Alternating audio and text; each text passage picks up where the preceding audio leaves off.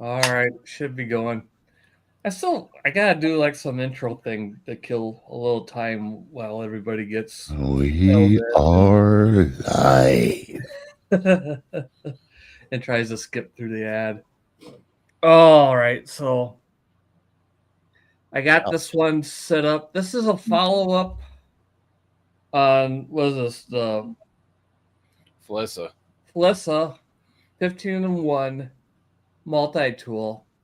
Last month I unboxed this thing and gave him my first impressions.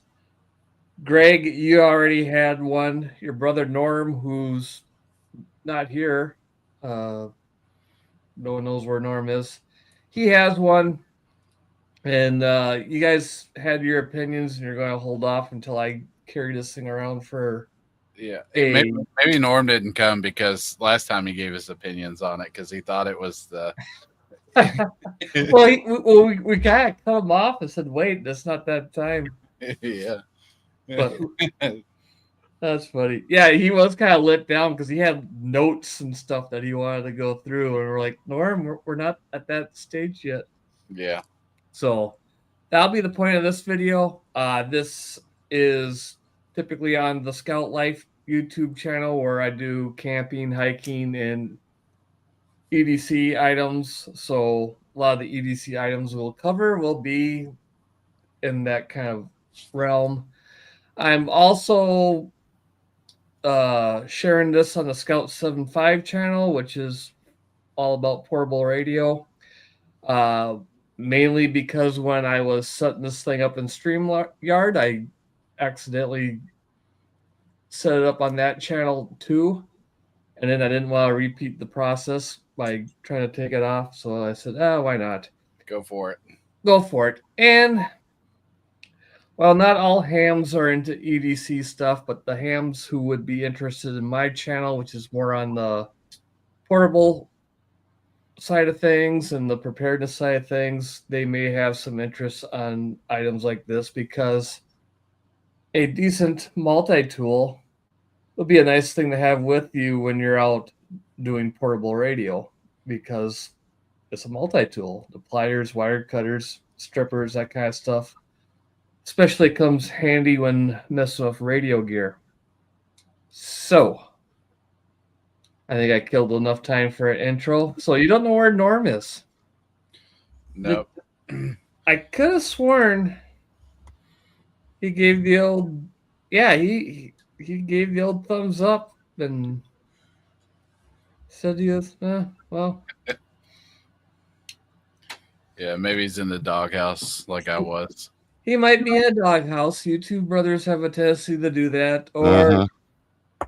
with his job, he might have a conference call right now with his cohorts overseas and stuff like that.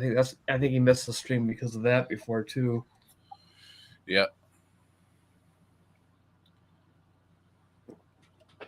All right. Let me switch cameras for a minute.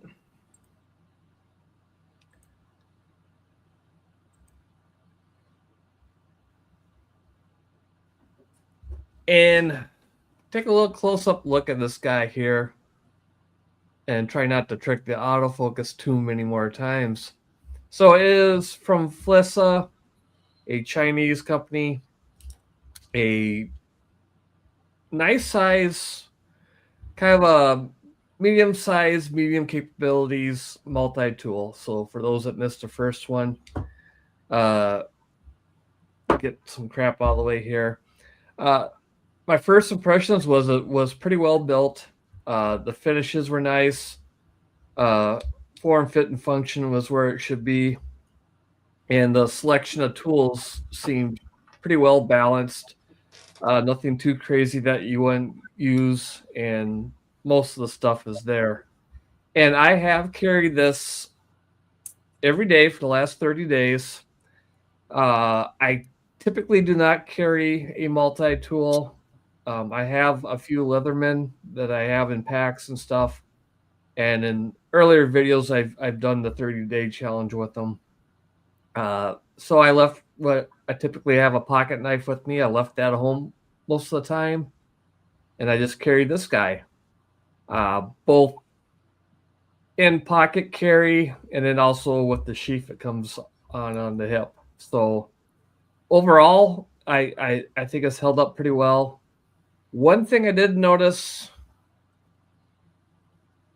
and this bandage has nothing to do with the multi-tool. That I actually burnt myself, but it doesn't show up. But this finish, it is chipping away on the edges a little bit.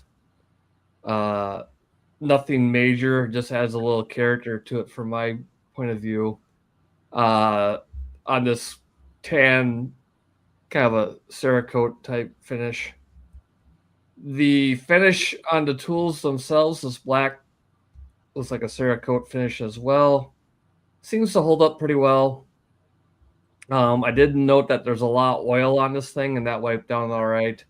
Of course, the tool I used the most that you can already see by the scuffing was the straight knife edge blade. That held up just fine. I don't know what the steel type is on this. I never bothered looking that up because I figured Norm had that. That worked out good. This lock is a little funky to work with. That's probably my one complaint. Let's see. I used the serrated blade a few times. If you look at it, Shane, when you open that blade, Mm-hmm. right there, where it has the locking mechanism where you push it in, it's got that little nub at the top. Yeah. And that seems to, I think that has something with it kind of keeps the blade in from coming out, but sure. it makes it just a little bit difficult to pull out. You know what I mean? As smoothly. I noticed that. Good eye, Gregory. That's what I thought too. I think that's. See where it kind of hangs up on it. Yep, that little bit of a detent just makes it a little. I don't think it's necessarily bad, but it's just something to get used to, I guess. The pliers worked good. I had this thing open and close a bunch of times. It's still pretty stout. I like the little thumb catches here. Those worked out well. I like that it's a regular 3/16 hex. Most of them are 1/4 inch, but still this is a little bit better than the flat ones from Leatherman as far as finding off the shelf items.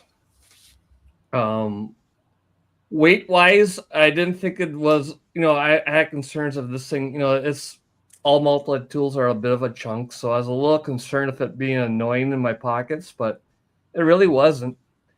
And the style of Carhartt blue jeans I wear a lot, the fifth, the little watch pocket, this thing actually fit nicely in that because it's a little deeper. So pocket carry is not bad. Is the quality the same as a Leatherman? No, but it's, a third or a quarter of the price, and it's a Leatherman isn't 4 times better than this, I don't think. So overall, I think this thing's a winner.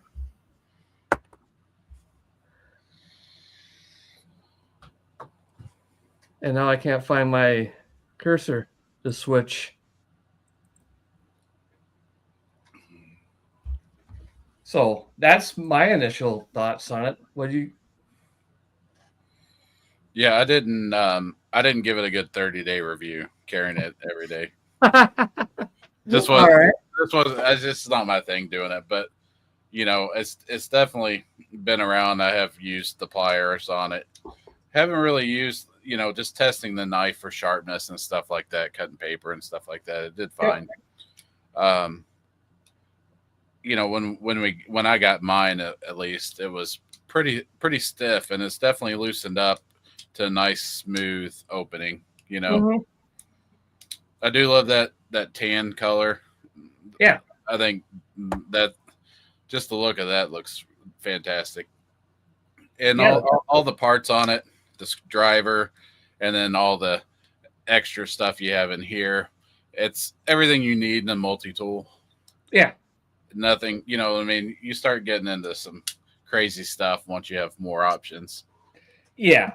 Yeah. I thought it was a nice selection of tools. And to be honest, the only thing I ever really used was the pliers and the blades. I think I used a screwdriver once or twice, but I was mostly using the blades and the pliers. It's I I don't well, I know I didn't use the file at all. I don't know. I don't know.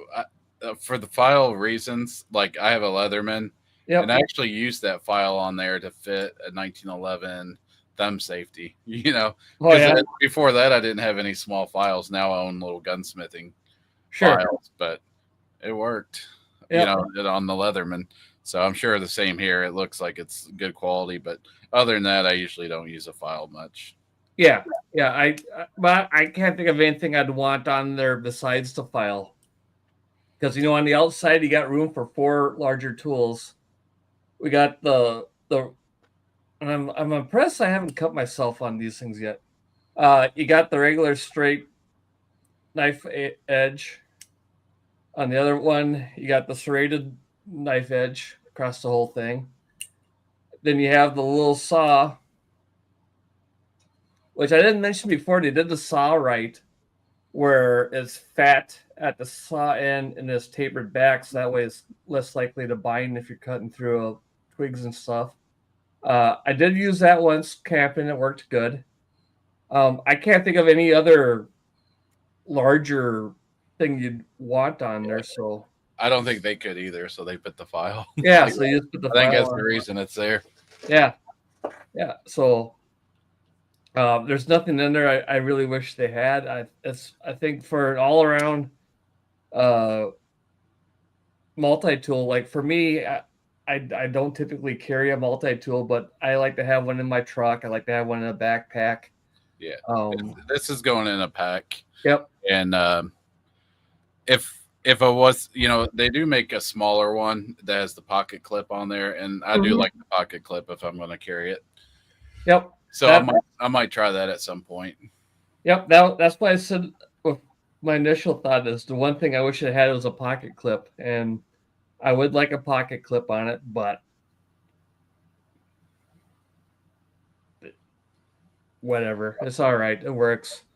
Yeah, I think overall it's nice. We talked on the first one that years ago when multi tools first started to become popular, they were just called Leatherman because Leatherman made the one. It used to be Leatherman was the best one. Then you had Gerber, which was okay.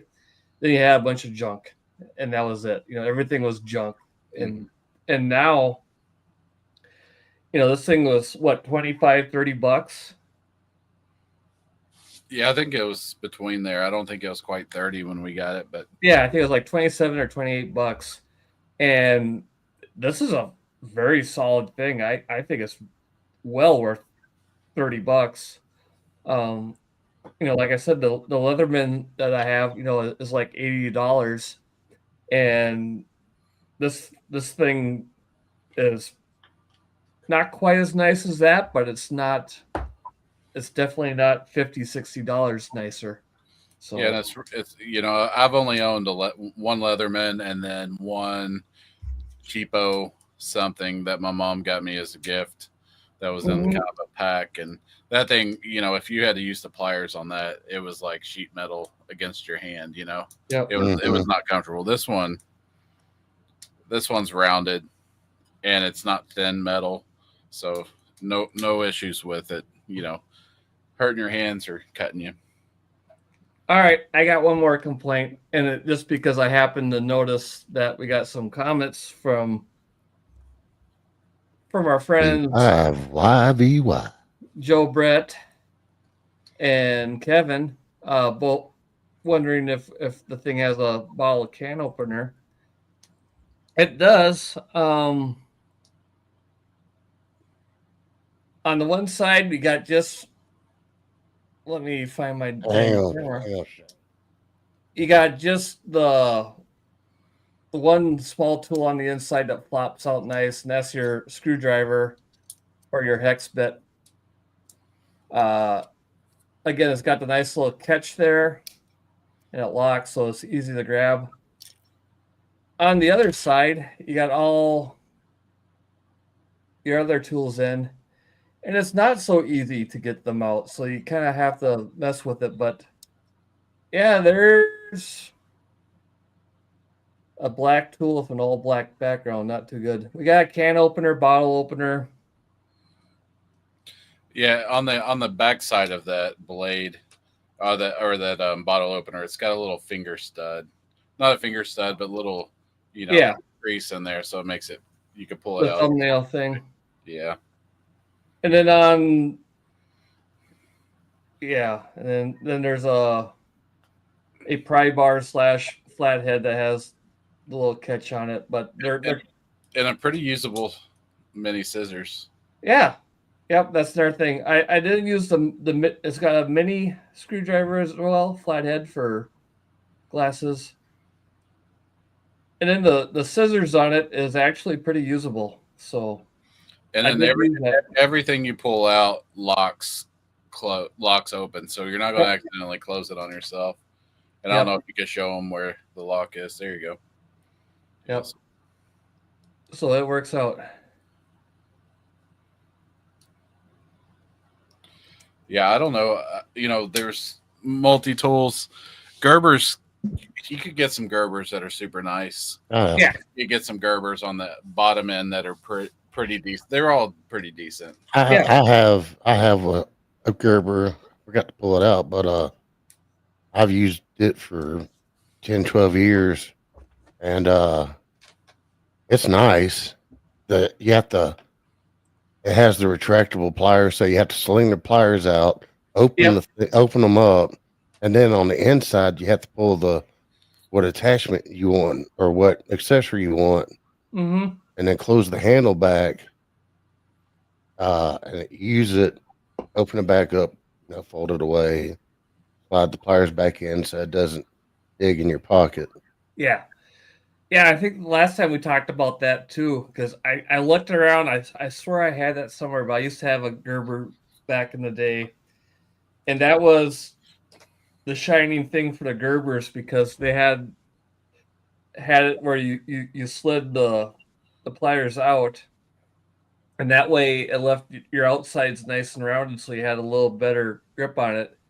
But it had the cool factor that Sam was pointing out that once you had it worked in, you just give a good flick like this, and it was like a switchblade. The pliers out right out. And it's fun if you that was my first one. My stepdad, he probably still carries it. He's probably had it for 40 years. But that I liked it so much as a kid that he let me. He bought one for me. Yeah. And who knows what happened with it? I was probably 12, but it's long gone. But that was cool. Yeah, it was right when this dates myself, right when multi-tools started coming out. And again, we just call them Leathermans because that was the brand. My one friend who was always the cool kid had the Leatherman first, and he kept it in his back pocket. And I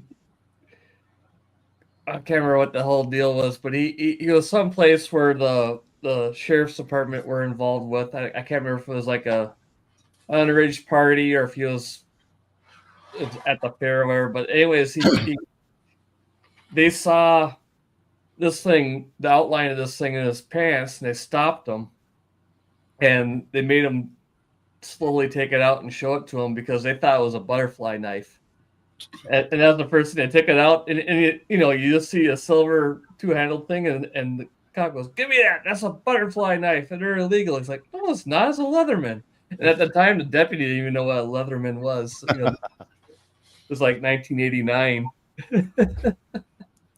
Wow. That was funny. So yeah, and there's other, besides Gerber, SOG makes some pretty nice ones nowadays too. They have like the squirt that I've been tempted to get.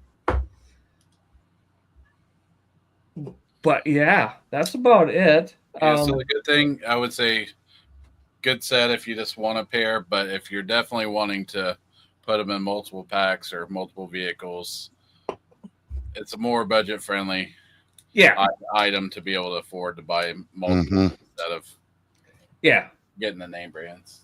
yeah. This thing, I would say, if you want a leather or a multi-tool, and you look at the price of Leatherman and some other ones, and you're like, I ain't paying $50, $90 for one of these. 25, $30 for one of these, you're going to be very happy. It's going to give everything you need. Especially if it's like in a pack or in a car, you know. Yeah. Why spend 90 and just have it sitting in a glove box or in a console? And Exactly. yeah. If you're like me, who owns 2 Leathermen, I have one in a pack and I have one in my truck. Yeah, years ago, if I saw this instead and had one in my hands, I wouldn't have bought the Leatherman. Nothing to get. I mean, they're fantastic. I don't regret having them really. But yeah, the one was like 85, $90, and I hardly use it. Where I had this one for 25, $30, it'd be much better. And Greg, you make the best point. If you like these things and you like to have multiples where you keep one in the glove box of your truck, you keep one on you, you keep one in your garage, toolbox, whatever. You can have literally 3 or 4 of these for the price of one Leatherman. So if you want multiples, it's definitely the way to go. Yep.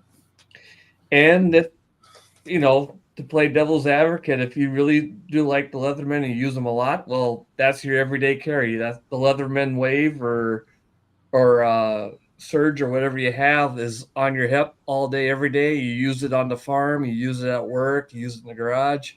Then you have 1 or 2 of these laying around just in case you left one on one end of the workbench and you got this on the other end.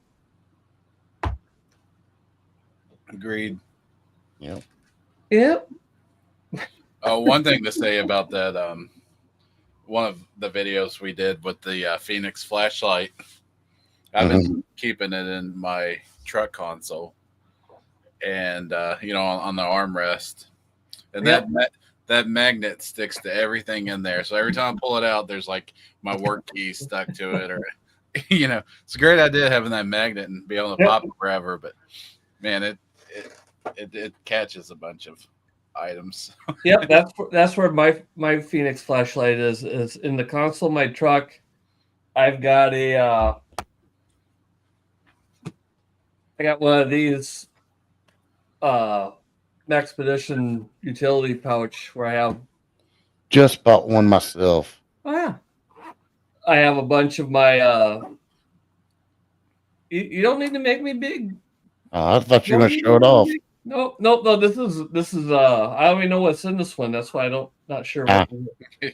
Gotcha. No, well, it isn't like. Ladies and gentlemen, he keeps his rubberized mic holder.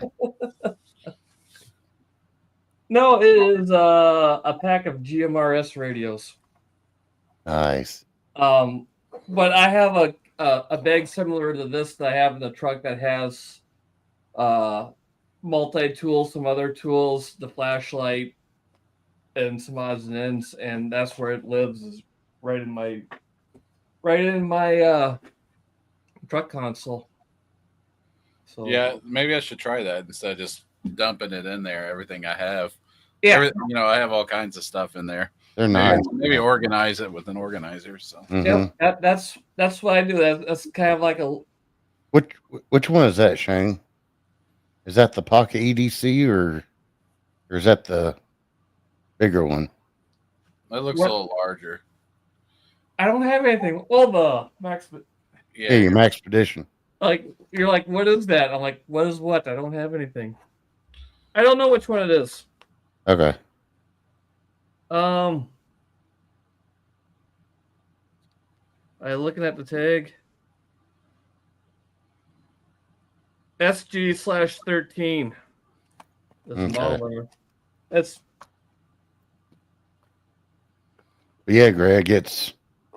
I got one. I have it in my pack, and I absolutely love it. I think I got a couple of these. I think it's their standard admin pouch size one. Yeah. But yeah, because the one in my truck, that might be subject for next month. Yep. This is just instead of doing gear, just show how stuff organized in the truck.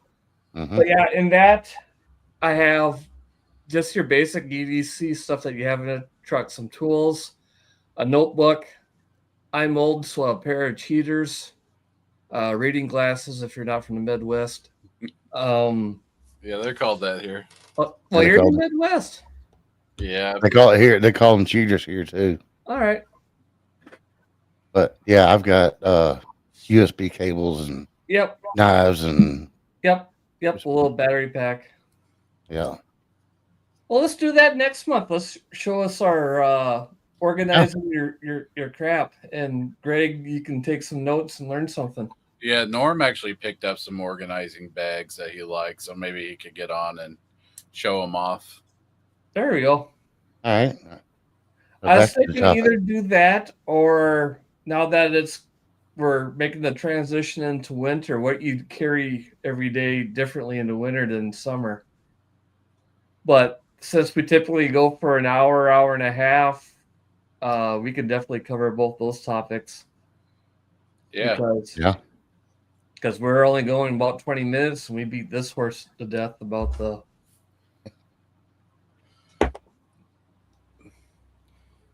Or if there's any other topic the audience would like us. That'd be a good topic, organizing stuff, or we can do that anytime. It is the kind of the heyday for, gear right now. There's so much out there. Yeah. For pretty affordable prices. So. Yep. Like Norm, I think, kind of has the bug, and he's just been purchasing all kinds of stuff. Oh my goodness, he is so fun to follow on the socials, because he's gotten into knives, and I don't know how he keeps the peace with the wife, because he goes off the deep end with whatever he gets. I guess he doesn't care because he shares that stuff online. But he decided to buy the Glock field knife. But he doesn't just buy one. No. He buys one in each color that they make. So he's got the black one, the green one, the gray one, the brown one. And then he got into, I can't remember the name. It's like an old school folder knife. It's got the roundish wood handle. Yeah, the open L's or whatever. Open L's, yeah. So he bought an open L, and then he went and he bought every size open L that they have, from the little tiny thing that's you almost need to be a child to open up, to that mammoth thing that you could probably fend off a black bear with the handle of it, Mm-hmm. He is fun. Yeah, he gets into it. Well, that's why for our ham radio friends, that's why he has 130 some CW keys. Yeah, he already has more knives than I have, and I've been doing them. I've been collecting them for 20 years. Mm-hmm. But yeah, he goes all in. It's fun. He gets so excited. So, yeah, multi-tool. I don't know. Like I said, I'm not a big multi-tool guy, but I use them quite a bit when I'm camping and stuff. Yep. That I don't know. Are you talking the Glock field knife or the open? No, I think he's talking about the open. I can't remember which set he bought. Okay. Yeah, because I don't think that Glock knife comes in multiple steel types. So, well, No. Brian, if he doesn't, he's probably going to see this, and he's going to. Yeah, thanks for confirming. Yeah, open L's. Those things are. I never had one of those. They look kind of cool, but Yeah, they're kind of old school, and they kind of remind me of like the Mora knife, where they're functional, simple, and not overpriced. You know what I yeah, mean? yeah, good utilitarian value to them. That could be another idea. Just have your brother go over those. So, yeah, I just keep saying there's not really much more to say about this thing. It's a sharp looking multi tool. The price is I still can't get used to working a camera. The price is right where it should be at. I really like it. The selection of tools is adequate. It's stout. It's not cheap. Doesn't feel like a piece of tin in your hand. It's cool. I don't know if I'll carry it that often, but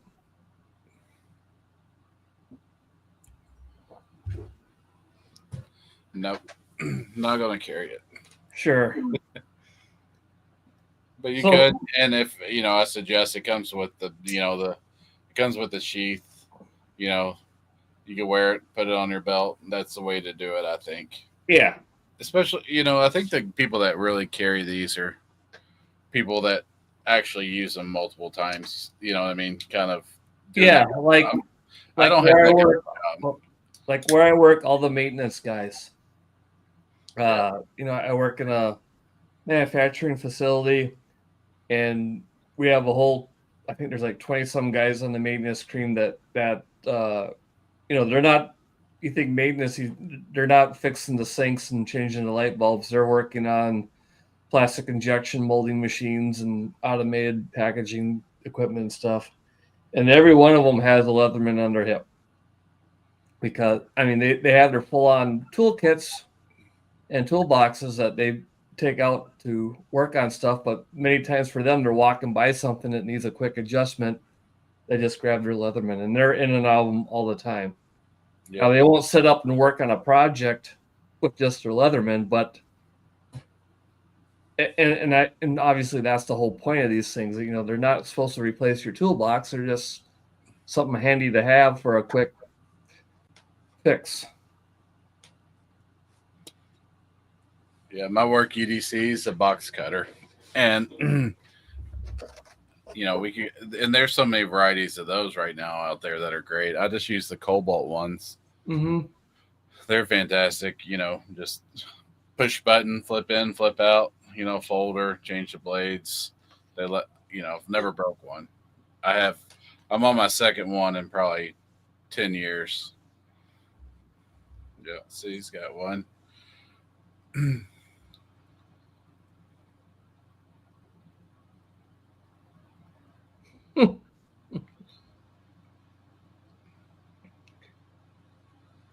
Yeah, Derek, you're one of us.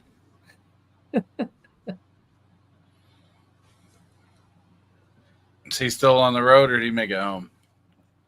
I think he's still on the road. I don't know why you asking me. He's in the chat. Derek, you still on the road? In the road? In the road? On the road, my friend? I was gonna say that's kind of a long message for typing it on your phone. So I'm glad he's home and not driving. Yeah.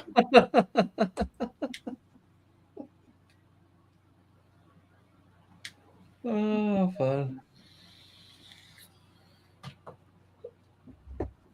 All right, Sam. Yes, sir. I think you missed the episode when we decided to buy these, so you came in on the last one. Like, what'd you guys get? Did anything we see here convince you to want to get one of these, or you're like, nah, I'm good? No, I throw one in the truck, and probably switch out the Gerber here in the pack. But yeah, it's a nice one. Yeah. So you have one in your pack. Now you got like an EDC backpack that you bring with you around the. Well, I'm building one, so yeah, I do. That's where I got that Maxpedition pack thing too. I got it stuffed in there. Sure. Look, if you have, yeah, I don't know. In my opinion, if you already got one, it may not be worth to go out and buy this because it doesn't really have anything else doesn't have. But if you want another one, Yeah, like you if said, you want to keep one in the, if you want to keep one in your pack and one in the glove box of your truck, then yeah, I think you would not go wrong with one of these. Exactly. Yeah, building packs, they could get expensive. Yeah. It's fun though. I got packs, and I still have 2 packs that still have the tag on it. Like, build another one, you know? Yeah. Especially when you get the idea, like, hey, I got 2 kids now and a wife. You know, they need their own packs, which they're not interested at all. You know, but hey, they got one. But Dad wants to build one. I told Caleb, I was like, because Greg, you saw my pack when I brought it to hospital. Well, it was with the clothes and all that. It was very overpacked. So I told Caleb, was like, hey, you need to start. You need to start building the pack and put what you figure out if what you want, what you need. Use it for an overnight bag at one point, or and use it for EDC. So I'm working on that with him, but building this one out, that's first aid, and whatnot. Can't forget the dude wipes. Gotta have those. Absolutely. Yeah, I'm a big proponent of having some type of a kit with you, and it's kind of like for me the old school farmers and stuff. There was no prepping or EDC. It was just the way of life. Where if back in the 1980s, if you went into any of the Ford F-150s, single crew, single cabs, if you pull the seat forward and look behind there would be a ton of shit that every farmer, every backwoods guy had. They had a pair of boots back there, an extra flannel. They had jumper cables. They had the 4-way tire changer, even though they've always had the same lug size. They'd have road flares. They'd have stuff. Oh, dude. What we call now today prepping and EDC, that was just the shit that I have behind the seat of my truck. 16 years old. That 1974 C10. You opened up, you fold the seat forward. There's coveralls, jackets, like you said, extra pair of boots, jumper cables. Yep. 4-way. Yep. All that. Yeah, those old trucks had everything but headrests. So when you hit your head, you just hit the glass. It's funny because I as I like this, I watch a lot of EDC stuff and everything, and you see guys that are setting up their trucks and stuff, and they'll have a 4-door full-size Dodge pickup or a Toyota or whatever your flavor, and they'll always say there's not much storage in these things. I'm like, it has 4 doors. What are you talking about, son? Got 4 doors, a foldable back. You got storage underneath the seat. You got storage behind the seat. Tell me there ain't enough room. Yep. put a toolbox in the back. It's all kinds of You could EDC a AR-15 behind the back seat of my Tacoma. Yeah. Yeah. Oh, yeah. Yeah. Derek brought up gun racks. Yeah. I remember my dad, he was the smart one. He put his gun rack behind the seat and not up in the window. So that way,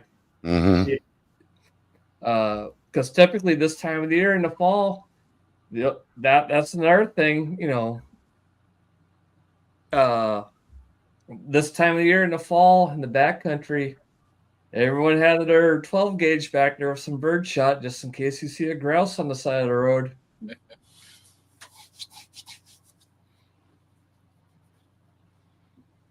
So, that's one thing I like to highlight when people pick on me for prepping and EDC is like, I'm not doing anything crazy. I'm just doing what my grandparents used to do and my dad did, but in a little more organized and tactical guy way, where instead of just having a bunch of shit thrown behind the seat of your truck, you got it in a nice pack. So you can find everything and you're not throwing stuff around and you can move it around.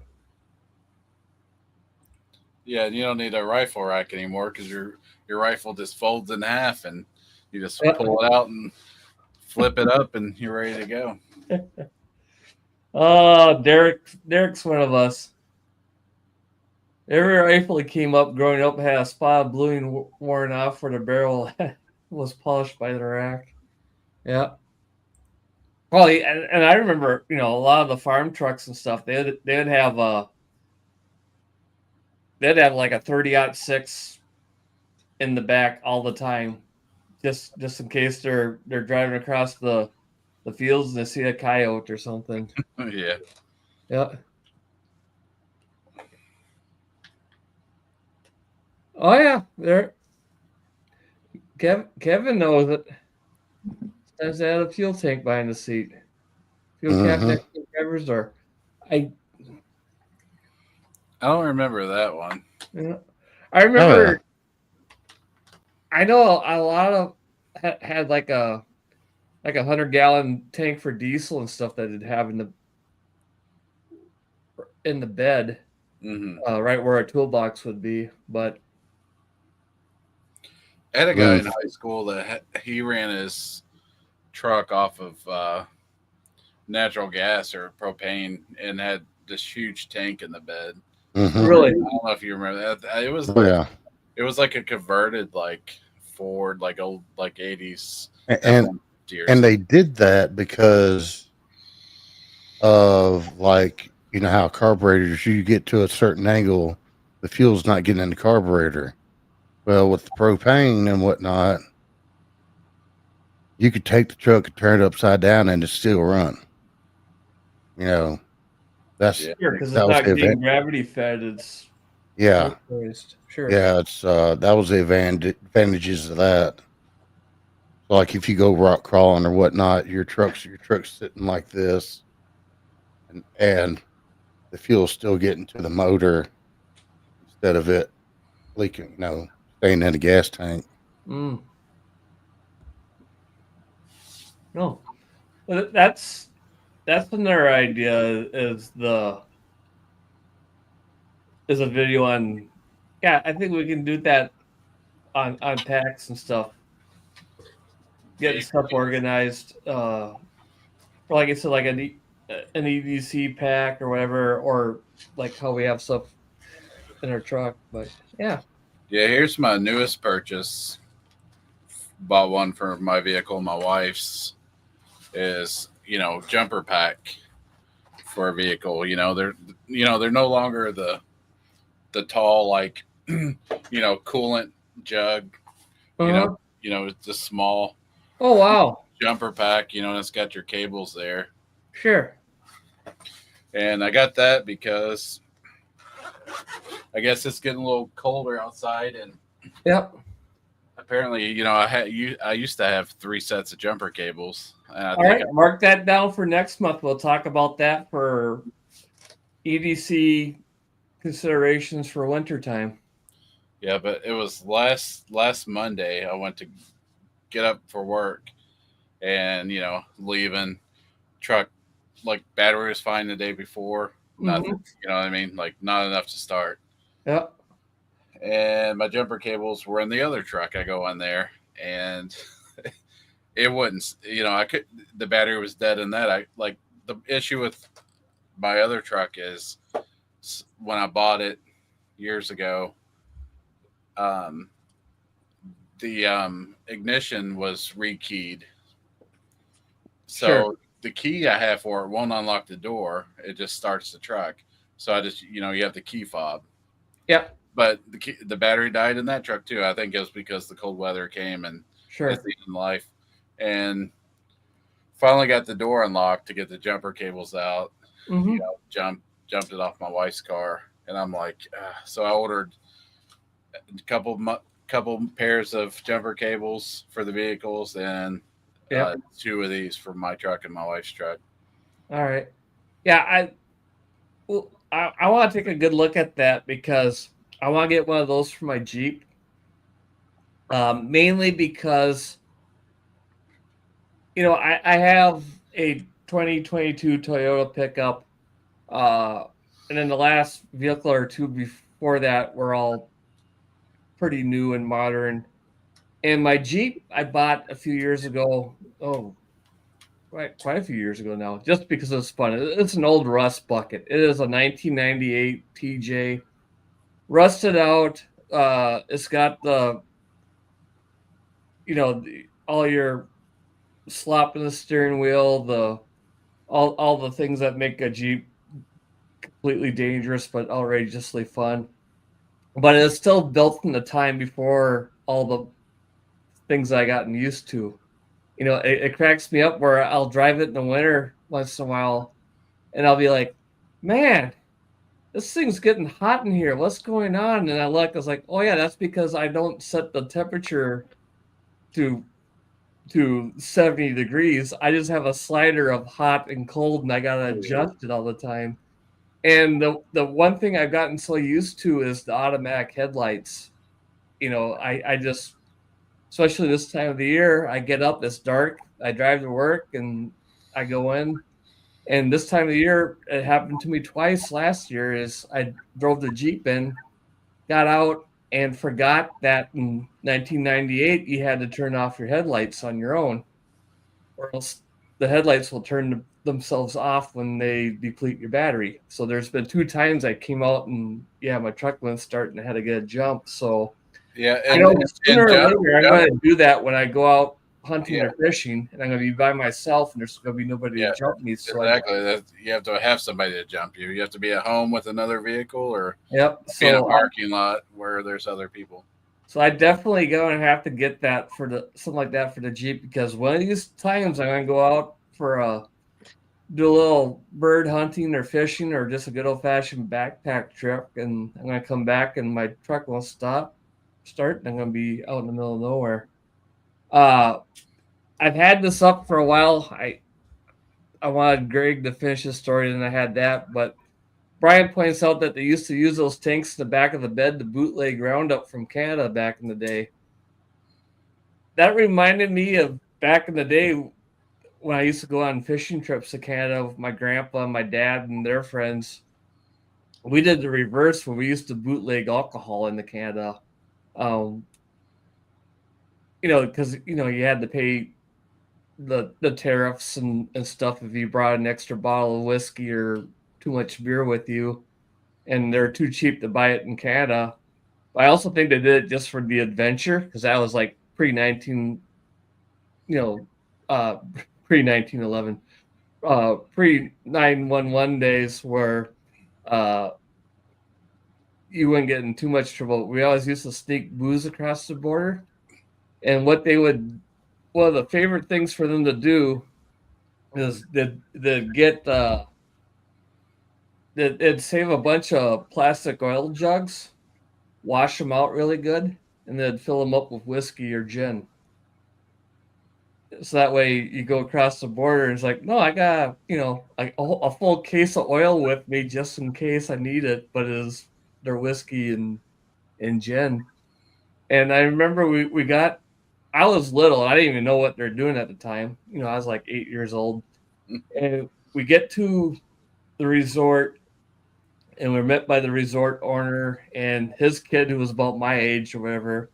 And we're loading stuff into our cabin. My dad's friend, as we're talking, we're at the picnic table.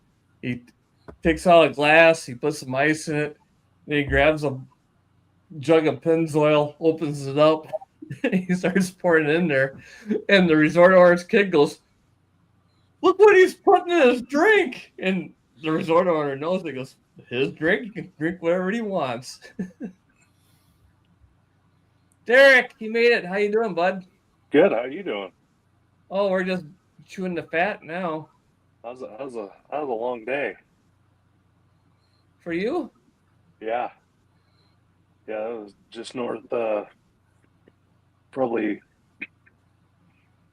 I want to say it was probably about 540 miles. Oh, We don't get to see Derek too much on video anymore, but No. he's got this fancy hairdo now instead of the military cut that he used to do, like the best. It's looking sharp, man. Looking Yeah, good. the worst part of it is I can see more gray in my hair now, so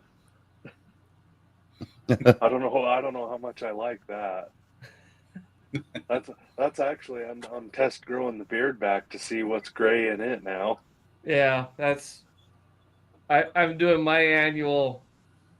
You know, I'm never clean shaven, but I keep it to just like a 5 o'clock shadow from first day of spring to the first day of fall. But then from fall until spring, I grow everything out. And this year is like, yep, there's a lot more gray in there than it was last year.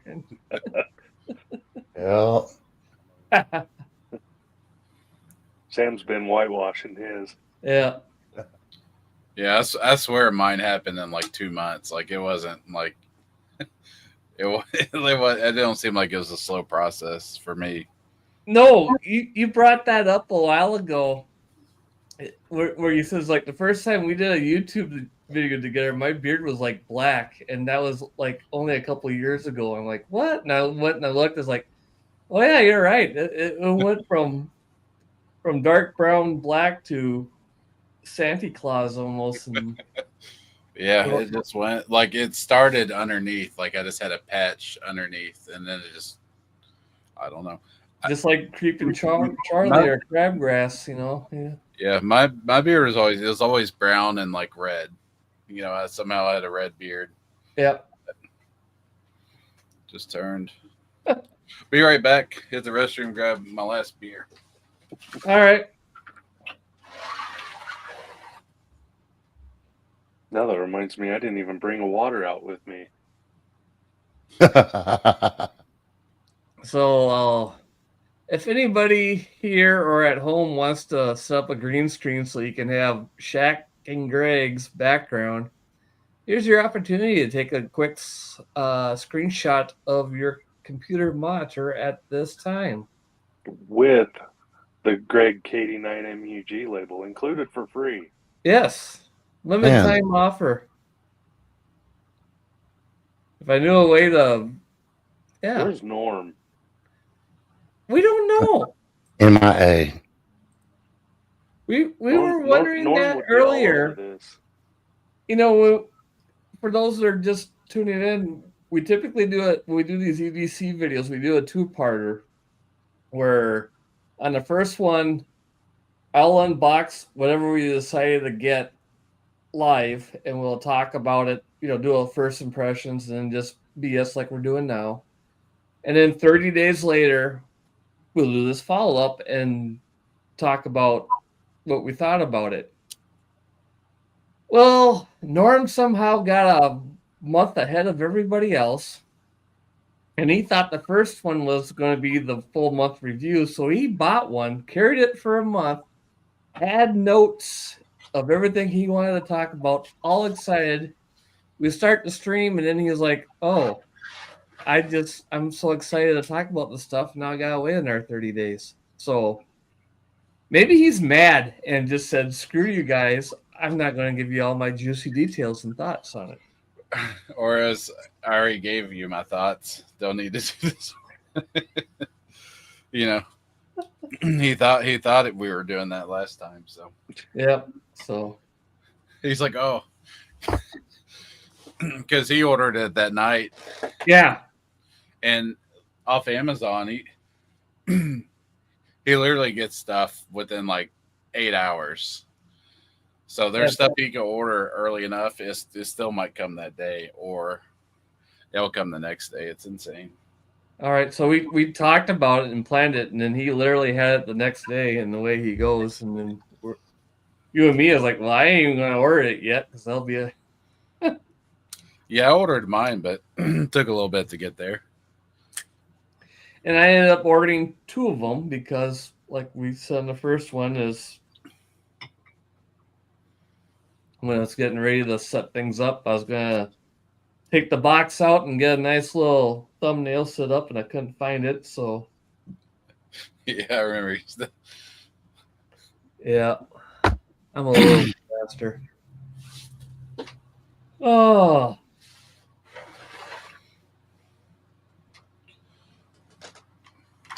I was just going to ask him something, but he decided to turn his camera off. Yeah. Oh, well, I was cleaning it. It kind of looked like shit, but I think it's just no, that's just you.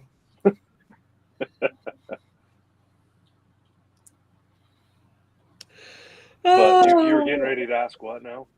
I can't remember. I was going to ask you a question, then you turned away, and then you came back, and I had a smart-ass comment, and now I'm laughing, and I can't remember what I was going to say. It's like instant karma, isn't it? I was going to ask him if he's going to have any good planned hunting trips coming up. You got anything in season? Tomorrow's the last day of elk season. Tomorrow is? Yeah. Did you get to go? So I went last Sunday, and I'm going to go tomorrow. Took the day off. So I'm going to go do that, hunt with the old man, and try. That's all I can say. It's never a given, but try. The weather's been super shitty here. Rainy?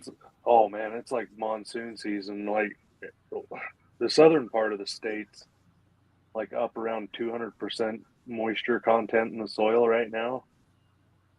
And up here in my area is like 120%.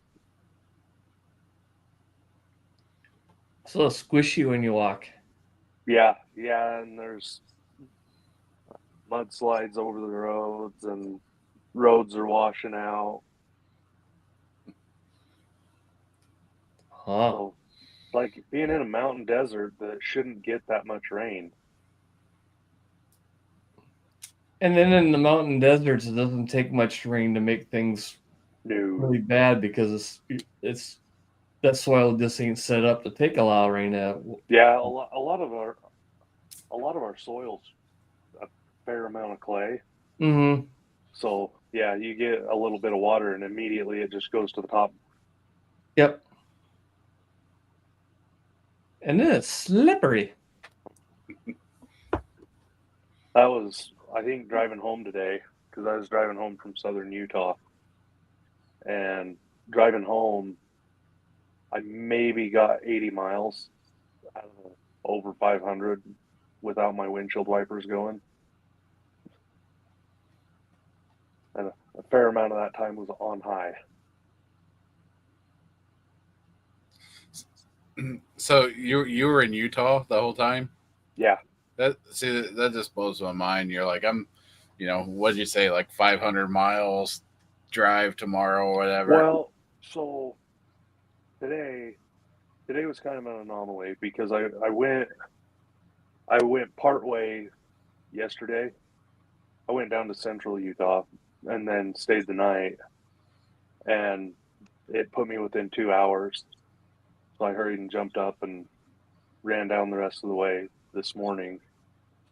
And so it was 130 miles I drove this morning, and then it's roughly about 400 coming home. Oh. Well, Greg, you get amazed by the mileage, but you know, Indiana, it's like narrow, but it's long. So you can drive a long ways going north and south. It's just going east and west is.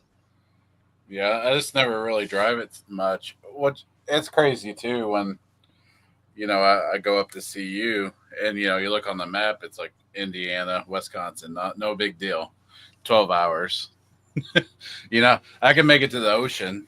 I can make it to the Gulf of America less time than that. Mm-hmm. Yeah. Yeah, and then I look at it trying to come see you guys, and it's 18 hours. Yeah. Yeah, we gotta do it though. I think we gotta plan a trip like in the western side of the Dakotas. Or maybe it's Huntsville next year, and then we just head out closer towards the middle of everybody on the way back and spend a few days. Oh, I'm stretching out my time away from work just going to Huntsville. Yeah. But maybe no, seriously, for us, if I think we look at the map, if like the Black Hills region of the western South Dakota, I think that's the Black Hills, or is that right in the middle? Well, it's like on the western edge of South Dakota would be almost halfway between for all of us. Yep, never been. Sounds like a good place.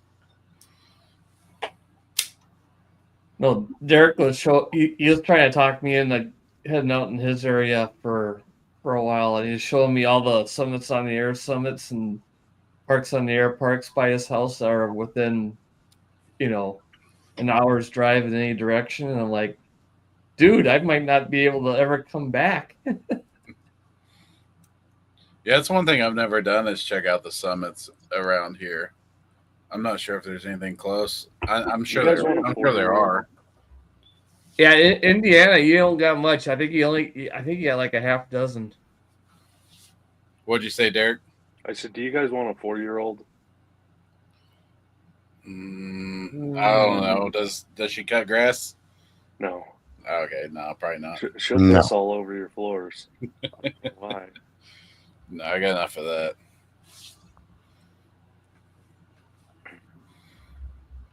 Oh, yeah. Joys of parenthood. Yeah, I got a 15-year-old son. He's like raising an old cat. Doesn't need anything. My daughter's like raising 2 wild dogs. You know what I mean? Like it's totally opposite. We decided we're not redoing our floors. We're not buying any new furniture until probably 3 more years when she's at an age where she's not going to tear shit up, because that's what she does. What we got there? Summits? Yep, summits. Them in. Let's see them. You got like 3 of them. That's it? That's it. Or you go 4 if you go down south of Louisville. Where are those in Indiana, those 2? Okay, see where it says Salem? That's I'm between Salem and Bedford, so what is that park? What is that summit there? Washington County High Point. And then over here, Jackson County High Point. Yeah, that's like Seymour area, Jackson County. It looks like it's in a state forest. So, it's in the Washington. Yeah, so that's looks like it's got some hiking trails. So that's what we call a SPOTA. Parks on the air, summits on the air.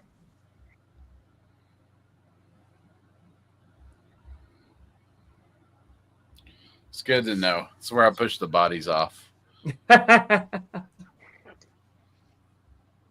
Washington County High Point. That looks like it's. Another one, wouldn't it? I wonder where that is. I know where that road is right there. Fire Tower Road. But is that zoom in? Is that off a trail? Because there's a big trail here in Indiana. It's called the Knobstone Trail. Yeah. No, this looks like they got a fire tower on top of the. You can drive up there. Yep. You could drive up that. You can get two of them one day, my friend. So yeah, you Smoke. We call that a smoker accessible soda. you got a knob here, right by Radcliffe. What's that one closer to Indiana and Kentucky? The one further, right there. No. Go up. See where it says Louisville? Yeah. See that green dot right there? That one? Yeah. So Corden, that's where my dad. That's about an hour from me. What's that say? It's too small for me. Greenbrier Knob. And it looks like it's in Harrison Crawford State Forest. Ooh, looks like That's a bushwhack one, it looks like. Looks like a bushwhack one, but it's been activated 38 times, so that's a good sign. If it's been activated a bunch of times, it can't be that hard. Trail on top. So yeah, there's okay, so yeah, there's a couple routes you can download. Okay. That'll be cool. I should think about that. Yep. My wife loves hiking, and I'll make her hike up the radio. She make her take the battery. Yeah. Hey, we're taking this marine battery. Your legs are going to be burning. Yeah. There you go. Yeah, I gotta do more summits on the air. That's a lot of fun. It's a little more involved in parks on the air, but you haven't done it a whole lot this year, have you? Well, I haven't done any this year. Here's the invention. I just came up with it. You're hiking, doing summits or POTA or whatever, but you're doing on the trail. Hiking stick, antenna mast. There you go. All right. Delete this off the stream so nobody else gets the idea. You heard it here first. Unalive it. Yeah. This is going to happen. All right. It's a good idea, right, Derek? I think so. One of the best ideas you've had yet. Yeah. All right. So it's almost as good as that double-sided flashlight. Like, why do you need two sides? I don't know. A friend coming over? I don't know. Oh my God. Yeah. Jesus Christ. All right. My last Summits on the Air activation was when I did my 46 climbs thing last year, 2024, Carlton Peak. So you've been over a year. Yep, been way over a year since I've done Summits on the Air. Before that, I was at some place called Montsano. I have no idea where that is.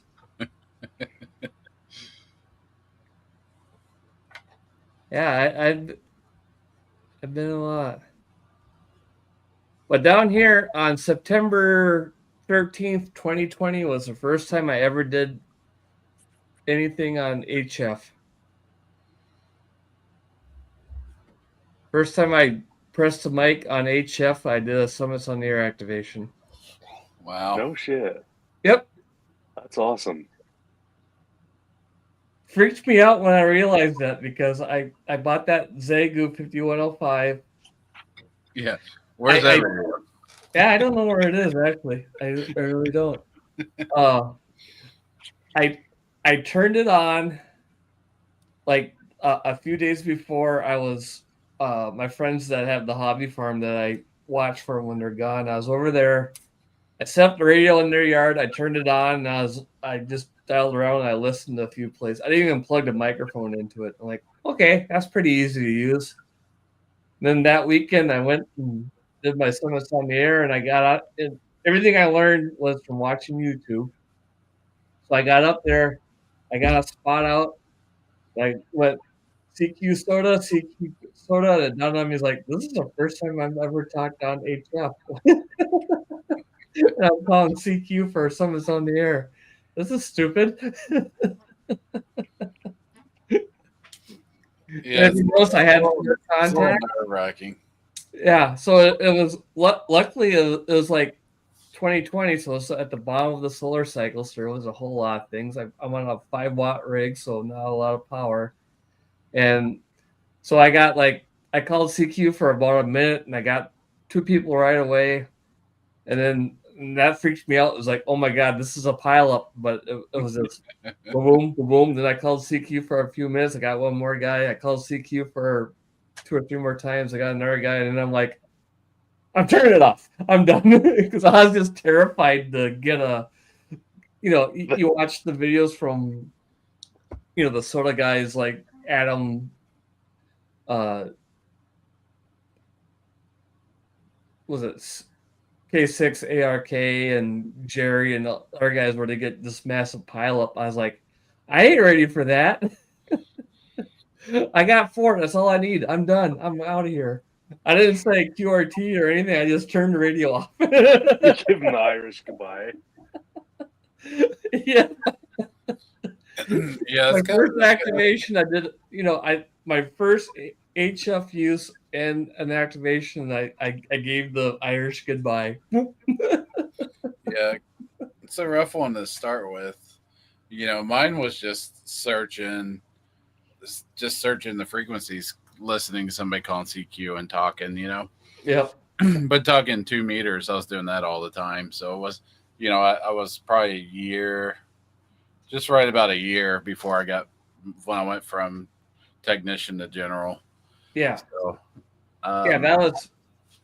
I've told the story before. Is I only wanted to be a technician. I just wanted radio at home or radio in my truck, and I can talk to the local repeaters and stuff. But being in my 40s at the time and studying for it, and I'm like looking into it, and it's like, since I'm in study mode and I'm starting to remember this stuff, the amount I gotta learn to go from tech to general isn't that much. And if I put it away and come back to it a few years later, it's going to be starting from scratch. So since I'm in study mode, let's just do it. So I took the tech in general at the same time with no intention of ever really doing anything with HF. I thought it was cool, but I just didn't want to do the time. And then I stumbled across some hiking videos where Jerry was doing soda, and I was like, okay, that looks like a lot of fun. So then I went and bought that Zegu, and next thing I know, I hardly mess with 2 meters at all. I just like doing the HF stuff. Yep. I think in the years I've been licensed, I've talked to one person on the local repeater. Oh yeah. That's it. Oh. But thousands of people on HF, but yeah, not I think 4,000 or 5,000 on HF, and then one local repeater. Out of anything, the local repeater is what intimidates me. Huh. I haven't done much with the local repeaters lately because it just got routine, because there's the same 3 or 4 people on each repeater having the same 3 or 4 conversations, and it just, I don't know. But yeah, the you say stuff like that, but it's like, well, maybe if I become the 5th or 6th person on there and bring up 2 or 3 more things to talk about, then it'll be, we'll shift gears a little bit. Yeah. But there's around me, there's a few repeaters that you don't hear anything on it at all, except for during the weekly net where you get a dozen, 2 dozen people on, and then you don't hear any of them again for the rest of the week. Yeah. And then there's one repeater that's pretty heavily used where you get it, but it's, I don't know, I typically just listen to the conversation and don't join in because it's, I don't know. That's this area. We've got one, like the local club repeaters up around 8,600 feet. So it's what 20. Oh shit! Now I got a math. 2,400 feet higher than us right now. Oh wow! And then, yeah. But it goes. It's got a pretty good reach to it. But then there's another one that's straight north of me, not kind of northeast, but straight north of me, and it's up over 10,000 feet, and it's linked into part of the statewide, kind of a statewide system. Sure. Like its network covers around 70% of the state, and sure. so you always hear people from central Utah on it. All right. And like there's a couple that they are some older folks that they're out. I mean, they're old enough to be retired. Let me put it that way. But hey, Shane's almost that old.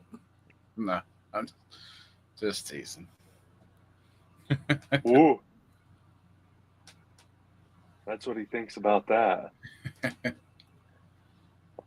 Hope he didn't leave because neither one of us know how to end this son of a bitch. Yeah, well, let's keep it on. This be our empty chair. Yeah. But no, you can hear there's a older or some retirees on there that they go out walking every morning and talk to each other, and it's kind of cool. How did I do that? I hit the wrong button. I thought you meant that. I think I banished myself to the green room somehow. But I'm like, I'm still here. I'm like, wait, no, I'm not. Where did I go? How did I do that? All right. Sorry, I hit the wrong button. I don't know what I'm doing. So I was going to tell the best VHF contacts I've had when I first got on. You know, I'll be right back. I'm going to grab a nightcap. Sure.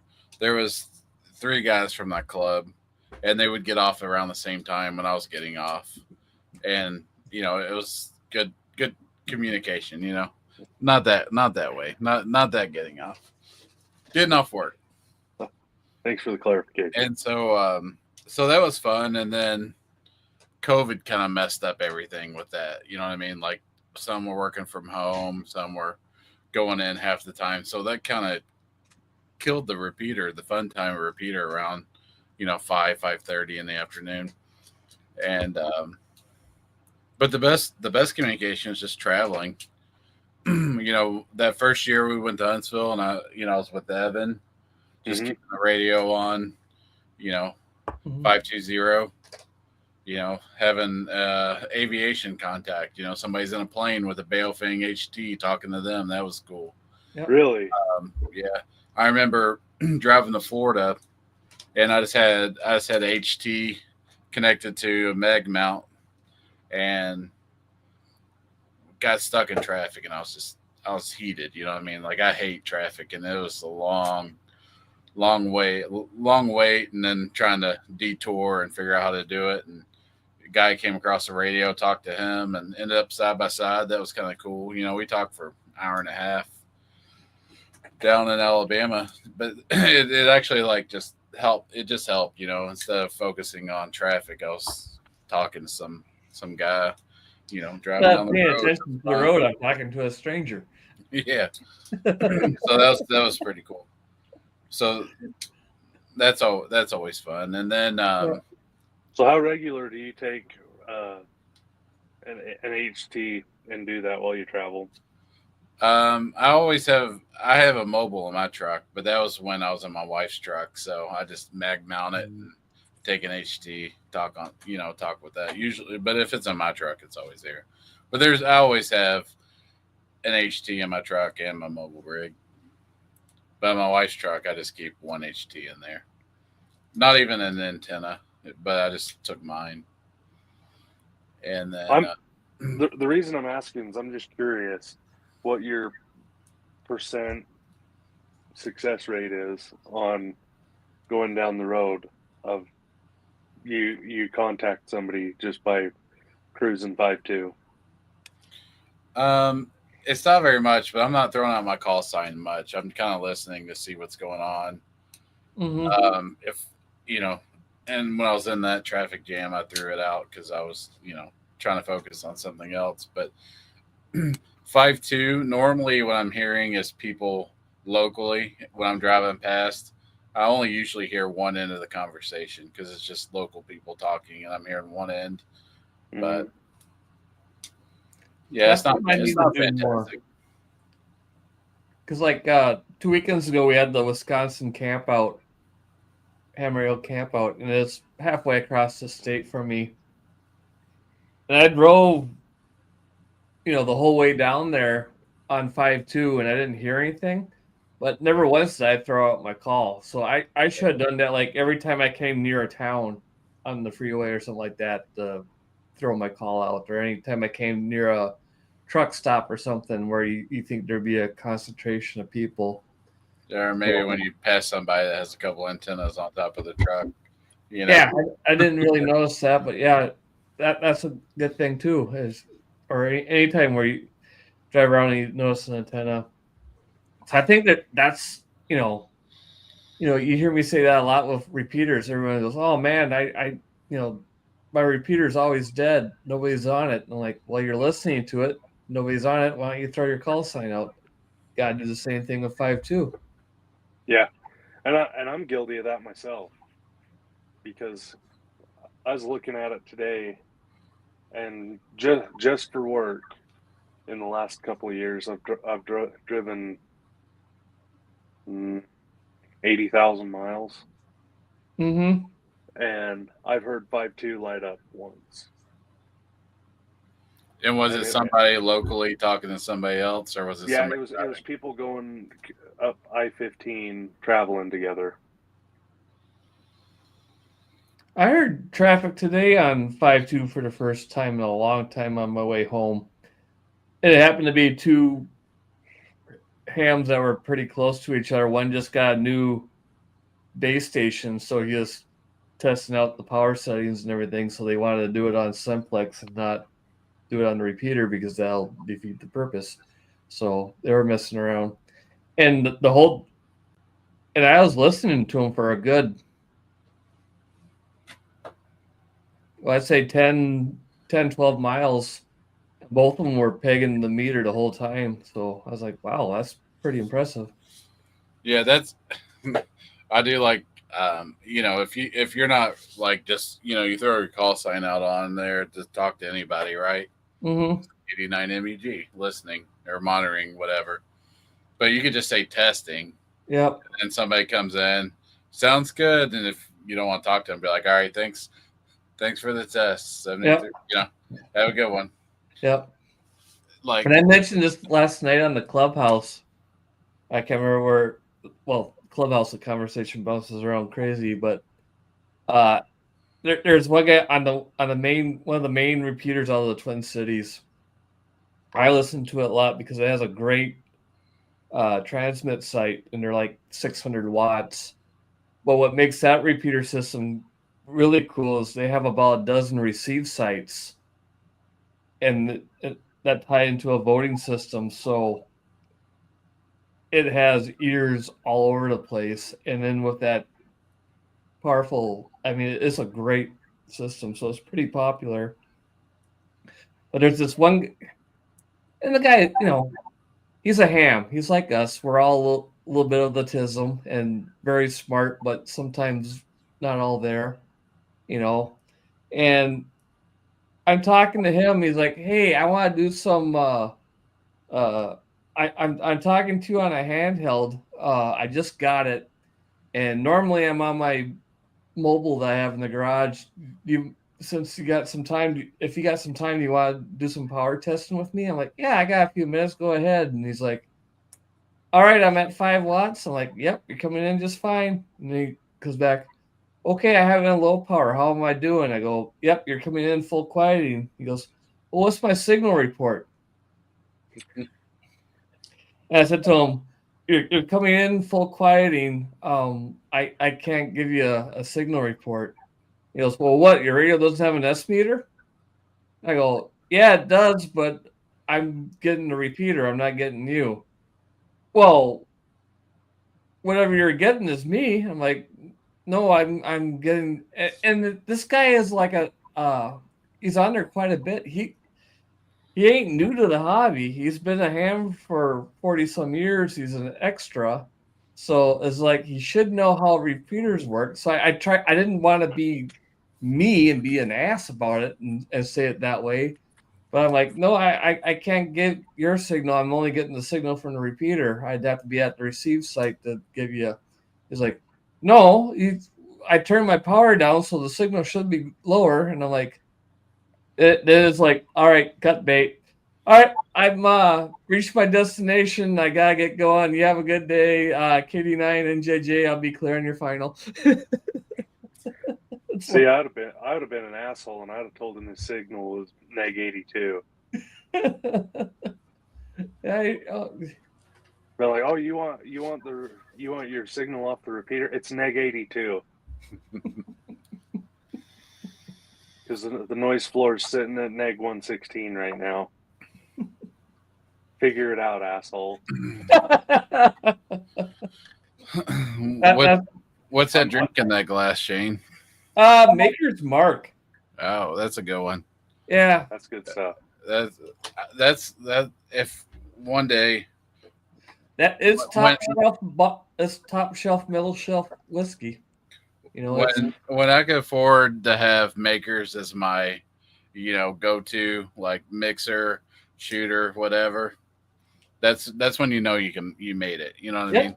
Yep. Like it's upper middle class whiskey. It's, Greg hit 3 Powerball numbers. Okay. I'm in the $30 range for a bottle of bourbon, and up around here, Maker's Mark is like 40, 42 bucks. So yeah, it ain't bad, but it's an every once in a while. I buy my bourbon by the half gallon. Yeah. So, this has kind of been my benchmark, distilled and aged at Buffalo Trace Distillery. It is, they have different types. Sure. This is $20 bottle. Oh yeah. And that's it. It's you could drink out of a glass. It's good enough, right? Yep. It's not a Buffalo Trace, but yep. Buffalo Trace. I think that's right where it's at. I mean, it's not expensive. It's so good. It's just every once in a while it's hard to find, like most of the time. Yeah. Speaking of Buffalo Trace and benchmark and stuff, and the ham radio camp out, the state park we went at is just kind of like in the middle of nowhere. And it's funny because right on the very border of the state park, there's a private campground and a little convenience store. So I'm coming in there, and of course I stop in at the little convenience store gas station and get some last minute stuff because I didn't pack everything, And I walked in, and they got like a little liquor store area in the back, and they had a nice display. I'm like, oh, they got some whiskeys in there. Let's go check it out. And I was looking for Buffalo Trace. I didn't see it because there's only one place in my area that sells it, and they're out. I've told you guys before where they get like a case at a time, and they'll have it on the shelf, and then all of a sudden it's gone, and you don't see it for 3, 4, 5 months, and then it's there again. So I got in the habit of whenever it's there, I'll grab 2 bottles, and the next time I'm there, whether I need one or not, I grab a bottle, and that way I'm always in supply. They didn't have that there, but they had Angel's Envy, which I've always wanted to try. I've never tried it. I've seen it, but it's a little more expensive than I like to buy, but the bottle caught my eye, and I'm like, I'm camping, might as well. So I bought it, and the stuff was pretty good.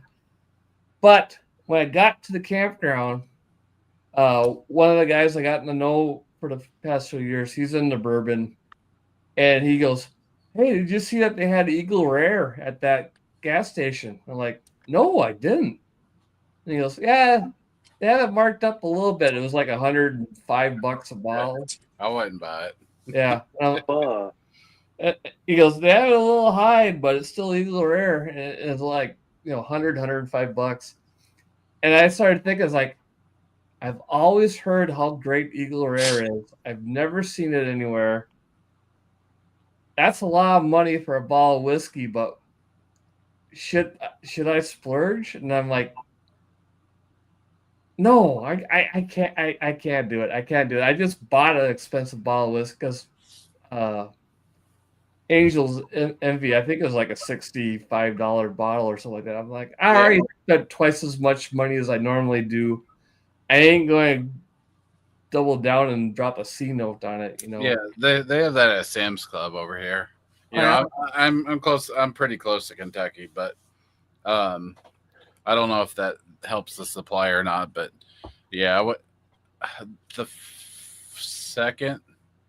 first or second Huntsville I went to, Tank Radio had a bottle of Eagle Rare, and I had a swig, and it was fine. I wasn't impressed. Yep, and that's where my tangent's on a tangent with Mike, my friend that was the whiskey guy. He did get it, and then when we had the potluck dinner on Sunday, he put the bottle on the picnic table and said, "Hey, if anybody wants some, try some." So I tried some, and it's like, I'm glad I didn't go back and spend $100 for it because I don't think it's good, but it wasn't $100 good. And I'm like, I'll stick to the Buffalo Trace. Yeah, I know. Like people like Four Roses, right? Yeah, that's pretty good. That's kind of one. Yep. And I was kind of jealous. Like a month ago, my brother Dan, his liquor store down the road, had a special. It was a limit of 2 bottles, but you could get a fifth. Four Roses. It was like $12. Oh wow, yeah. Limited 2, and he bought 2, drank it. He was off like Wednesday, Thursday. Drank one Wednesday, drank that one Thursday. Because we like Millers like to drink, and Dan's a pro. Yeah, guns. Yeah, you guys are. That's no joke. It was gone in 2 days. 2 bottles in 2 days. And well, the first time I camped out with you and Norm when we met in Iowa, it was like, oh boy, these boys can.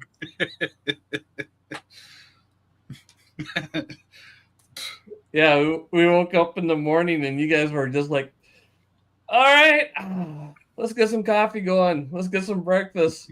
Shane, you want some eggs? I'm like, I don't know if I can have any. My tummy's a little funny right now. Just give me one egg. Let me see how it goes.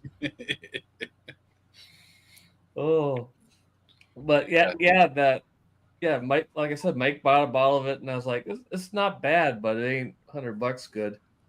Which brings me to the point where if there is a whiskey that I thought was so good that paying $100 would be worth it, I wouldn't dare drink it because I go broke. Yeah. Give me the $20, $30 stuff that I think is really good.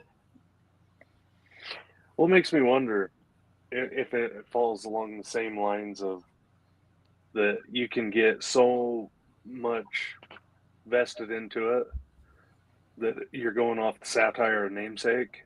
Mm-hmm. And I know if anybody watches this later, I'm going to make some enemies, but let me start off by fuck you. Well, first off, nobody's watching it now. Nobody's going to be watching it later. That's just say what you want to say. But no, it makes me wonder if there's that price breakover point to where you're just spending money to spend money. Yeah, diminishing returns, I believe that's the technical term. Yeah. Well, it's the worst thing that ever happened to bourbon was it got hip. Because I drink bourbon. Ruin everything. I drink bourbon before it was cool. And like I said, Buffalo Trace was around, and I was getting it for like $13.99 for a bottle, a fifth. You know, Yep. $750. Then all the hipsters started having tasting videos on YouTube, and yeah, and it just went nuts. They used to have like, you know, Knob Creek was around, and then you know, you step it up to like the Bakers, made by the same people, but that was kind of like the better than Knob Creek at Baker. Yep. And I remember I was paid $35. Like that was a big deal. Yeah. I'm like, I'm buying it. You know, now that bottle's $60. Yep. Yeah, Knob Creek's another one that I like, but it's Woodford Reserve I could get under $20 a bottle at the time. Old Forester was my go-to. Half gallon Old Forester. I could get it under $20 for a half gallon of Old Forester. I can't get a fifth under $20 now. That was my mixer. I was mixing it with fucking Diet Coke or, you know what I mean, 7-Up, whatever. What about your Old Crow? Oh, it's still $12.99. It's a good one. See, it went up to $13.99 CVS. That's normally what I get. You know, I like to stretch my drinking dollars. Yeah, it's efficiency. Yeah. But when I actually went up to see Shane, I stopped at a gas station and they had a bottle of Old Crow. It was a fifth, and it was like $20 for the fifth, but it was in a glass bottle. I'm like, I've only seen Old Crow around here in a plastic bottle. Well, we're plastic up here in Wisconsin. They're getting fancy. Even our rock gut whiskeys in glass.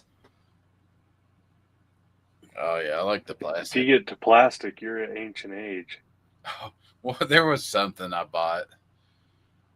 Shit, this is probably like 6 months ago, and I was talking to my brother Dan on Skype or whatever.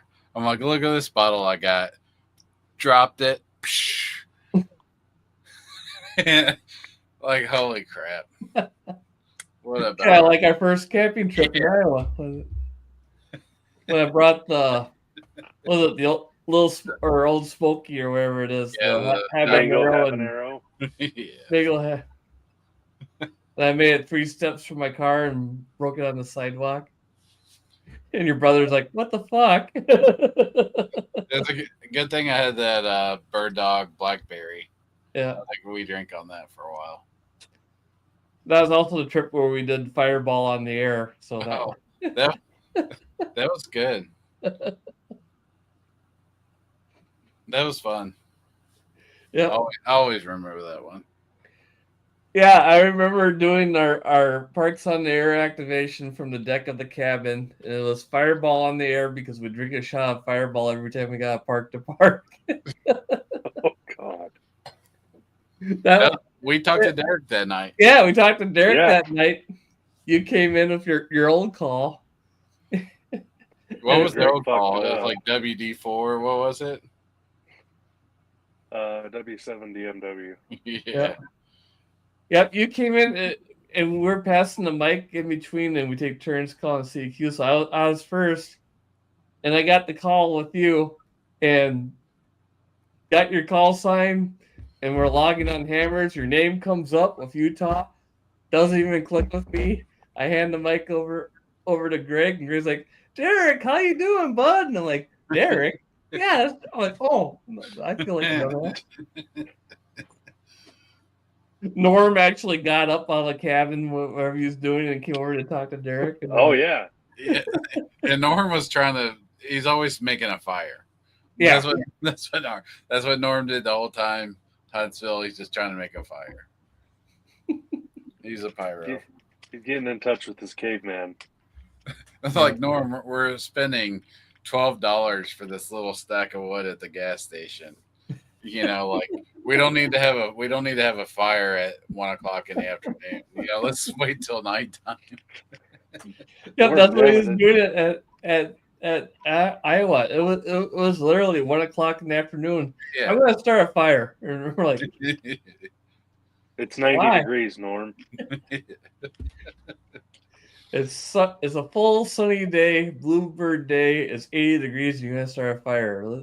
Let's wait for a little while. Yeah, that was a great time. That was so much fun. Oh yeah, and that morning, you know, you left the afternoon and we left the next morning, and it stormed and stormed, like downpoured rain. And I'm just laying there, got all my stuff packed. I'm like, I need to get out of here, but it is so wet out there. I'm just going to get soaked. So I think it took me like 2 hours till the rain calmed down enough. Didn't stop raining, but enough where I could just take my gear out, chuck it in the truck, and head out. Wait, turn the camera back a little bit. We am big in you. Turn the camera back the other way. We're trying to see what's in that bottle. How you doing that? Which like bottle? Kind of AI. This one? No, don't tell me. Yeah, I was going to say it's High West. Okay. You like that one? It's not bad. It's pretty good. I got to go ahead. What was it? The only reason I got it's because it's bottled in Park City. I got a bottle of the rye, and I got it. It was like on sale for like, it was like under $20 or whatever. Like awesome, and it was super good for a rye. I enjoyed it. But I don't know how the hell this camera's. I'm trying to. That's why I'm sitting here like. Can you control it with your mouse or something? No, this is my iPad. Oh, okay. Because at some point you were turned around and your camera was like focusing on you. It was moving around. Not right now. But when you're turned around, it was like zooming in on you. There's some kind of setting. Yeah, I think it's got a focal where it'll zoom in, but then you can do ultra wide with it. I don't know. Apparently, I must have fucked it up. Oh. No, that's off. There we go. You and Sam mess around with your cameras half the time every time we do a. Yeah, see, it's kind of moving with them. Yep. Turn around. Turn around. You won't be able to see it, but we'll see it. There we go. It follows you. It's weird. I don't like that. I don't like that robot Terminator shit. It's not even physically moving. It's just pictures zoomed in and it's adjusting the framing. Yeah, it's weird. Don't like it. Like X-Files, man. Speaking of that, tomorrow. Yeah, hell yeah. I gotta get that ready to go. What you gotta do with it? Put a bullet in it? No, they're already there. I think YouTube still has the Insta ban for handling firearms on a live stream. So that's why I'm off camera. Okay. Yeah. Just show us the scope. What scope you got on there? $1,200 scope. Derek likes scopes. Yeah. He likes his optics. It really is. I gotta get the Rumble Eskimo account going again, so that way we can switch and we can do. Dude, I would love to do an EDC video, like firearm related EDC. Mm-hmm. We could do that on Rumble. Yeah. That'd be sweet. Yeah, I just it's if my channel goes kaput, it's no big deal, but it'd be a pain in the butt. Well, that's why I was just gonna say, it's what caliber? 300. It's a 300 Ultra. I brought that up in a live stream a few years ago where I won't even say who, but the topic went to guns, and he's like, "Oh yeah, I got one right here," and I was like in the chat, "No, don't bring it up. You can't do that." And also everybody just assumed I'm like anti-gun, and I'm like, "No, I'm the most opposite of anti-gun as you can get. I just don't want his channel to get banned. You don't understand, because I actually seen channels disappear because somebody showed a gun live." AI's a dickhead that way. Yep. Mike, how you doing? We are just BSing at this time. Yeah, Yeah, I'm holding it. It's more of I'm a holding bullshit it a session P. on video. Yep. We were talking about this multi-tool that a couple of us got and tried out. And then it's just been a general topic on EDC stuff. Then we went to ham radio stuff, and now we're just. Then we went to booze. Then we went to booze. Now we're talking guns. So. Okay. We got to talk about cigars and pipe smoking so we get the full ATF thing going. Maybe that's what we do next time. I wouldn't mind having a pipe. So I love this. It's been a long time that I had out. But there's one thing that Christensen Arms did shitty. And they did a thin inlay of carbon fiber on this. So if you put the round in and you put all three, it pushes hard enough against the retainers there that you end up having 2 rounds. If you don't get it in there and have it squoze, you end up having 2 rounds go out. A few years ago, I got into pipe smoking for a little bit, and then I just kind of went away. I bought a couple pipes I just showed you. Well, my favorite thing about it was the tins that the tobacco come in. They're just so cool. I love the way that shit smells. Yep. Oh, yeah. I love it. And here's a couple of my favorites. I bet you these things have been sitting up on that file cabinet for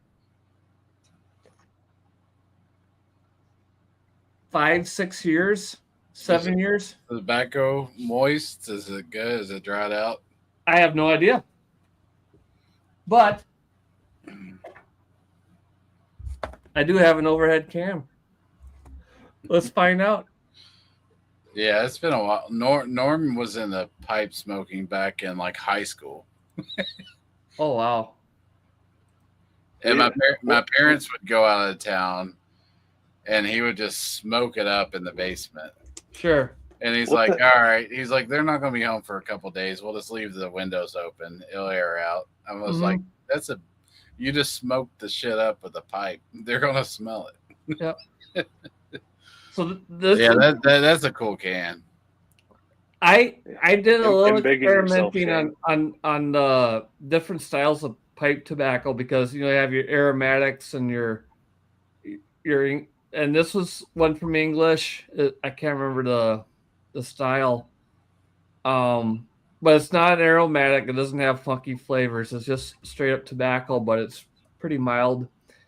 And the reason I got this one was the labeling and the name.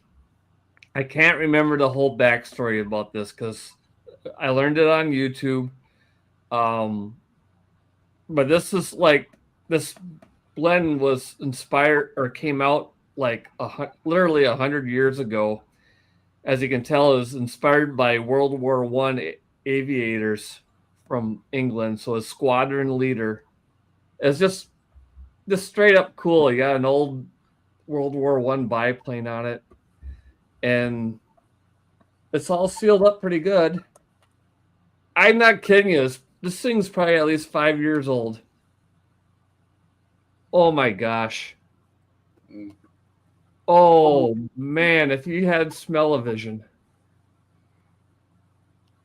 It's a little dry, but it's not bad. I think we can rescue that. Oh my gosh. Holy balls, does this smell good. It is just amazing. I think I could just buy just use it as potpourri. Yeah. And hey, when they did the EDC like survival Altoid cans, what's better than that? Just a little bit bigger one. Right there. That's your survival Altoid can once it's smoked. Yep. Oh yeah, I remember back when I first started working in the industry. I'm in old toolmaker would have a couple of these in his toolbox, where you keep like dicum and some other stuff in. And oh man, this I'm not kidding you. I don't have the best smelling in the world, but I can smell that tobacco. Oh yeah. It's such of a, and, I don't know. It's hard to describe a good tobacco. The smell is just so cool. Oh wow. Yeah, I might have to add a few drops of distilled water to that, and I bet you it's gotta be 5 or 6 years since I smoked a pipe. Yeah, we're gonna have to do that next time we're together. I'll get a pipe. Sure. Well, that sounds fun. Yep. Okay, so there we covered alcohol, tobacco, and firearms. It was a complete stream. Covered the ATF. Yep. Oh wow! I'm not kidding you. I can just. Oh, it smells so good in here. Yeah, I'm going to just start smoking again. Yeah, there's. That's a good thing about pipe. I could, cigarettes are one thing. It's disgusting. It If stinks. But if you have a good pipe or a good cigar, I mean, obviously the unsmoked tobacco is amazing, but even the smoke, especially like a good Aromax pipe, something like the other one that I showed you. I've seen Derek's one hitter. Ooh, this one's unopened. Yeah, this one's unopened, so that's probably still good. But this cult, they got way cool tins and awesome names and stuff. But the Blood Red Moon is like cherry tobacco, and it smells fantastic, and it tastes like dark chocolate and cherry. It's like, yeah, that was a thing I was thinking of, was the cherry flavor. Yep. That's what pipe tobacco reminded me of. Yep. And it isn't like it's like candy. I mean, it tastes like tobacco, but there's just that subtle, but the aromatics just smack you in the nose. Yeah. It's just a slight. Yeah, Cult has some pretty cool labels, like under 10. Here's another one from Cult. Oh yeah, that's cool. I think I bought this one just for the name and the logo, Militia. That's pretty cool. I can't remember what flavor this is. Yeah, I literally can't remember. I think I got one more here.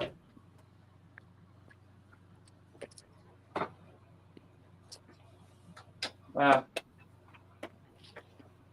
I got it. All right. Let's put that.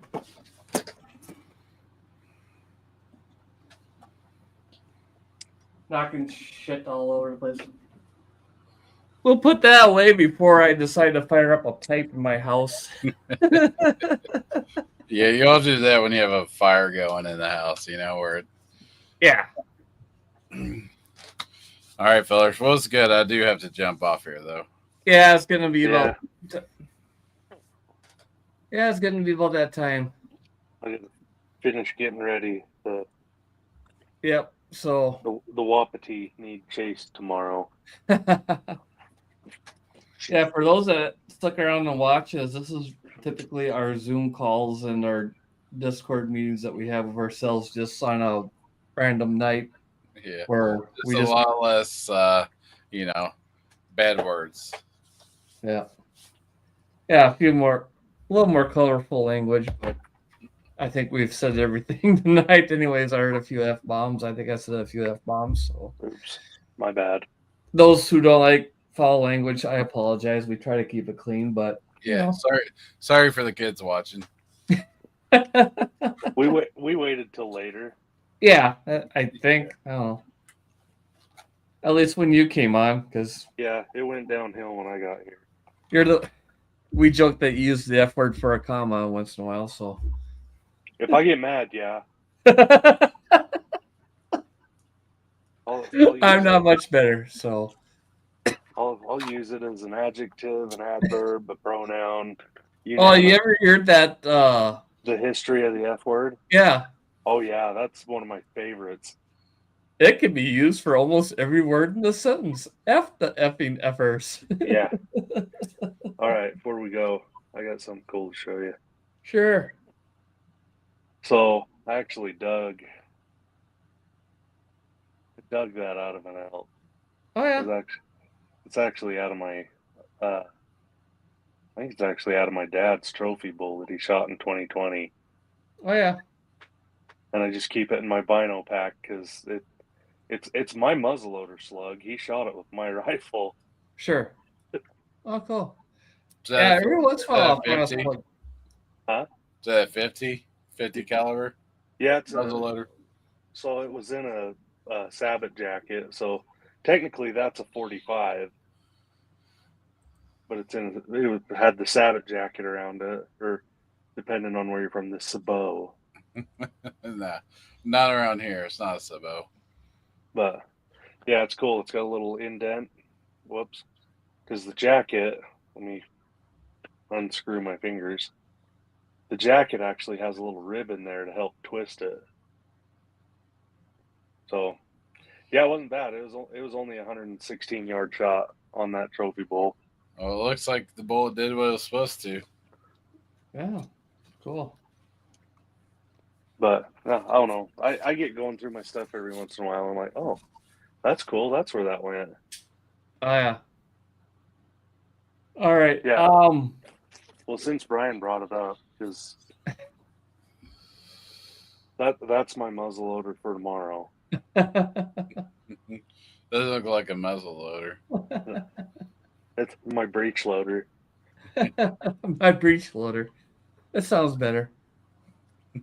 And this is typically how we say goodbye all the time. Yep, I gotta get to bed. I gotta work tomorrow. Oh, hey, did you see this? And then we talk for another half hour. Yeah. Squirrel. Yeah. But before we go, first Wednesday in November we'll do the Scout 75 only portable radio stuff, and that's where we were gonna do it for October, but I had last minute plans and stuff for the family, so we skipped October. But we'll do. The topic was going to be putting together a comms plan. That was requested by, I can't remember his name now or call sign, but our friend from the Philippines that watches us every once in a while. Yeah. He wanted something on a comms plan, and I told him, that could be the topic for the whole channel and series. So being we had the ham radio camp out in Wisconsin here, I thought I can share the comms plan that I put together for myself and others use for a camp out type of thing.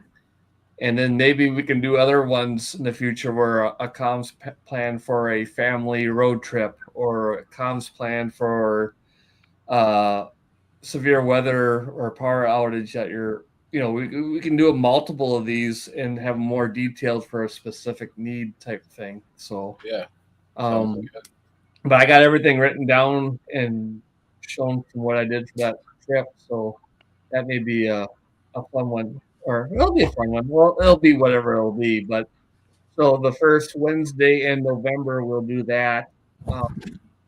So check that out. And then the third Wednesday in November, which I just realized is going to be during deer season. So we might, I'm not going to be available that time. So maybe we'll do like the last weekend in November or the second, sometime in November, we'll do the EDC thing. Thanksgiving Eve, maybe. Everybody's off the next day. Yeah, but that's deer season here, so I'm going to be doing stuff with the old man.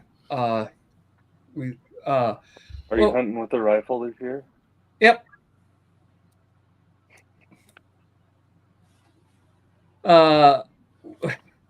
Jesus Christ. But sometime in November we'll figure out we'll do a November EDC thing on the Scout Life channel, and you missed it because you're late, Derek. But we're talking about transition things to carry that you do differently for winter. Boy, you got really interested when I said transition. I was like, Are we dyeing our hair blue? No, but I'm not transition. piercing anything in this area. All right, changes you make to your kit from summer to winter. No. And also maybe organization. Yep. Because I even do that in my work truck. That I pack different for winter than I do summer. Yep. And so the topics will cover. So I do some stuff different on my true everyday carry on my person for wintertime. But yeah, that could definitely call in because, like we said before here, EDC is not necessarily what's in your pockets, but what's on or near you, whether you have it in a vehicle or in a pack or whatever. So that'll be the topic is what change ups you do for the winter time. Okay. Yeah, that was actually going to be my question was, are you doing a 30-day review or type No, not this time. Not this time. We got to find something cool to do another 30-day on. Yeah. Definitely want to do the 30-day review stuff, but Greg and I talked about this a long time ago when we were first kicking around this idea is like, do we really want to buy something every month or every other month, because originally we thought we'd do, because as we found out here, as we show here, you can't really talk about one thing for an hour or 2 hours. So the original plan was to do an unboxing of one thing, carry it for 30 days, and on the next one, the first half you do the review of that, and then unbox something else, and then pick something, just keep it going. But then it's like, now we're encouraging people to spend money on stuff that they really don't need, and we're spending money on stuff that we really don't need. So let's kind of dabble. And what do we do if we hate it? Yeah, and then for me, it's like if we go down that and this takes off, well, now I'm going to end up with $20 flashlights and $20 pocket knives, and do you really want to do that? But it's definitely a fun concept, and I enjoy doing it. But I just want to do it like so we buy like 5 or 6 things a year and go through it. But well, even if you do, I don't know. You want me to? Yeah, you got an idea. Sounds like. Well, I really do gotta go, guys. On stream. All right. Or not? I'm sorry. No problem, Greg. All right, love you guys. Oh, Greg. We think you're nice. See you, Nick. I'll talk to you soon, bud. All right, see you guys. See ya. Yeah. So what if you extended it out from 30 to 90 days, and then you're only buying shit once a quarter, and you can do a 90-day review? Yeah. Or you can still do it where you do the unboxing, a 30-day review, and then the 90-day review, and then you can kind of combine that all into the same videos where, hey, this show we got, you know what I mean? We could do little segments.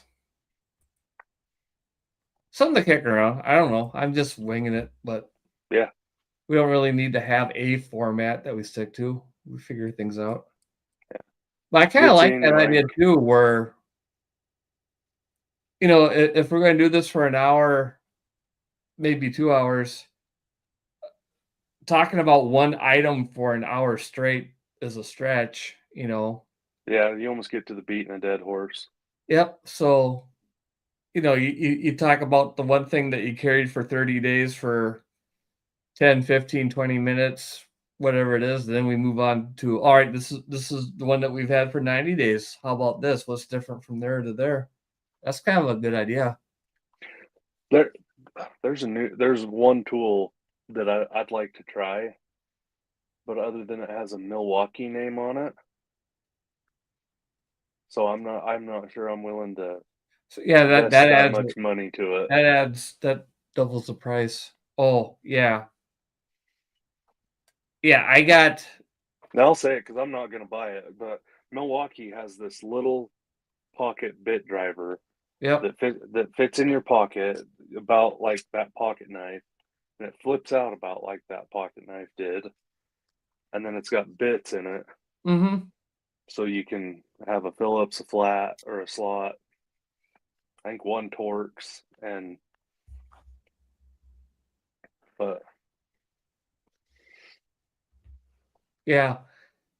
Oh, yeah. You talk Milwaukee, and then back to the camp out. I got a video I'm putting together that I got to release pretty soon. It's this one guy's setup is just freaking amazing. The level of detail he went into. He took your standard utility trailer. yeah. It looks like it on the outside. He built it into a camper on the inside by himself from scratch, and it is amazing. I gotta show you stuff soon on that one. Maybe this weekend I'll talk to you about it. Okay. But then his radio kit is all, because that trailer is his Radio Shack at home. Then it's also his camper, and he has all his gear in the Milwaukee Packouts. Oh yeah. And he showed me that thing, and it's like I've heard of the Packouts, and I've seen, guys at work and some of our vendors and stuff that come in have them. And they're like, I get that system. That's right up my alley. It's all modular and everything. So I saw the stuff and how it laid out, and I'm like, I think I should get some of those. So then I went and actually looked at them and the price. Grab your ass.